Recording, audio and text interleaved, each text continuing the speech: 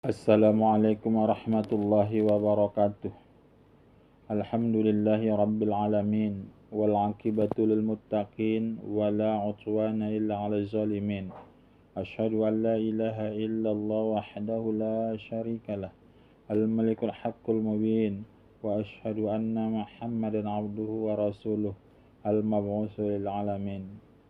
Bapak, Ibu, saudara-saudari yang saya hormati, Rasulullah Sallallahu Alaihi Wasallam bersabda yang berbunyi wa an Abi Hurairah radhiyallahu taala anhu qala Rasulullah Sallallahu Alaihi Wasallam man jara'ahul qai'u fala qada alaih wa man istaqa'a fa alaihi al-qada rahul khamsah.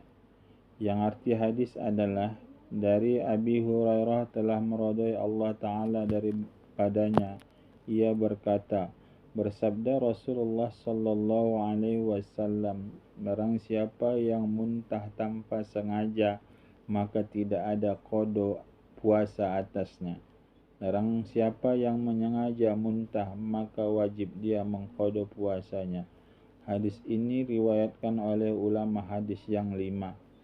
Bapak, Ibu, saudara-saudari yang saya hormati, berdasarkan hadis ini, ada dua macam muntah bagi orang yang berpuasa.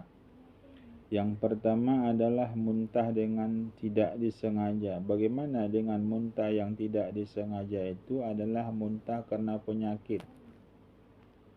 Muntah dengan penyakit itu seperti orang yang sedang hamil muda. Orang yang sedang hamil muda maksud saya itu kan sering mual-mual, kemudian dia muntah dengan sebab penyakit yang mual-mual ini tidak membatalkan puasa. Dia tetap melanjutkan puasa dan tidak boleh membatalkan puasa.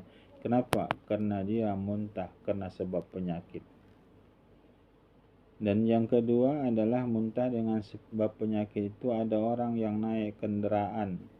Karena sebab naik kendaraan, di atas kendaraan itu dia mual-mual. Kemudian setelah mual-mual dia muntah dengan sebab mabuk di atas kendaraan tadi.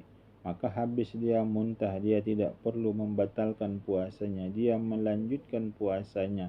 Maka inilah yang dimaksud dengan hadis fala qada alaih, maka tidak wajib dia mengqada puasanya. Kenapa? Karena dia boleh melanjutkan puasanya karena muntah yang dia lakukan itu tidak disengaja.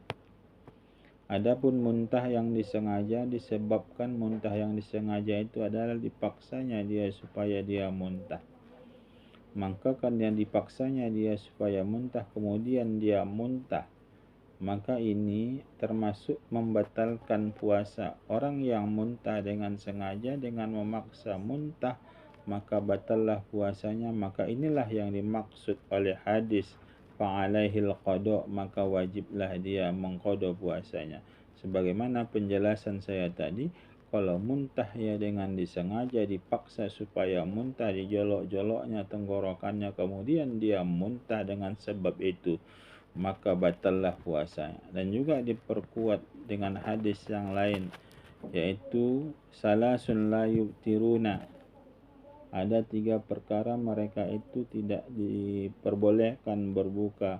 Yang pertama al-qai'u, yaitu orang yang muntah, tapi muntah yang saya jelaskan tadi, muntah karena penyakit atau karena muntah dengan yaitu sebab naik kendaraan, maka itu yang dimaksud Nabi salasun la yuftiruna. Yang pertama al-qai'u, orang yang muntah, wal hijamatu, dan juga orang yang berbekam. Tapi orang yang berbekam ini tidak batal puasa orang yang berbekam berdasarkan para ulama dan juga berdasarkan hadis ini. Tapi makruh orang berbekam, yaitu sedang dia melaksanakan puasa. Kenapa? Dapat melemahkan badannya karena sebab dia berbekam itu. Dan yang ketiga adalah tidak wajib seseorang itu mengqada puasanya dan tidak membatalkan puasanya. Wal ihtilam, orang yang mimpi. Maksudnya orang yang mimpi yaitu bersetubuh pada siang Ramadan, atau orang yang mimpi dengan sebab mimpinya keluar spermanya. Maka orang yang mimpi di siang Ramadan ini tidak membatalkan puasa. Adapun orang yang dengan sebab sengaja, dengan bukan sebab mimpi, maka itu adalah membatalkan puasa. Bapak, Ibu, saudara-saudari yang saya hormati, inilah kata Nabi, seseorang ada 3 perkara yang mereka itu tidak diperintahkan untuk berbuka puasa. Yang pertama adalah al-qai'u, orang yang muntah dengan tidak disengaja. Dan yang kedua, orang yang berbekam. Dan yang ketiga adalah orang yang mimpi, yaitu karena sebab mimpinya itu dia mengeluarkan sperma.